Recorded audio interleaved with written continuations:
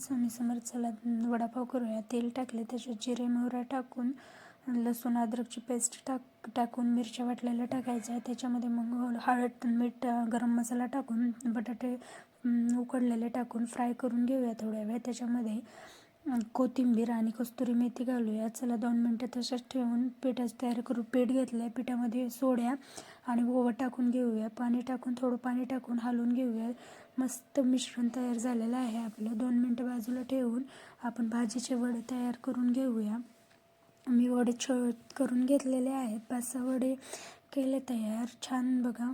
आणि मला क्रिस्पी वडापाव करायचे आहेत, त्यासाठी मी 3 वडे वेगळेच केलेले होते. आणि त्यासाठी आपण पोहे बारीक करून घ्यायचे मिक्सरला आणि पिठामध्ये भिजवलं की ते पोह्याच्या ह्याच्यात भिजवून घ्यायचं आणि तेलामध्ये छान असे सोडून द्यायचे. बघा, क्रिस्पी वडापाव आपले रेडी आहेत. कोणाला आवडले तर नक्की कमेंट करून सांगा मला. मी त्याची लिंक तुम्हाला बायोमध्ये देईल.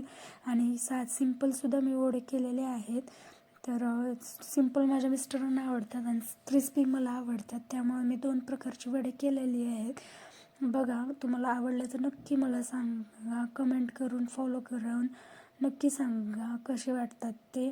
सबस्क्राईब करायला विसरू नका. चला चटणीची तयारी करूया. बघा, त्यामध्येच मी भजे सोडून घेतले होते. त्यातले तेवढे भजे लाल तिखट जिरे टाकून लसणाच्या पाकळ्या 5-6 पाकळ्या टाकून छान अशी मिक्सरला फिरून घ्यायची 2 मिनटासाठी. बघा, आपली चटणीसुद्धा रेडी आहे.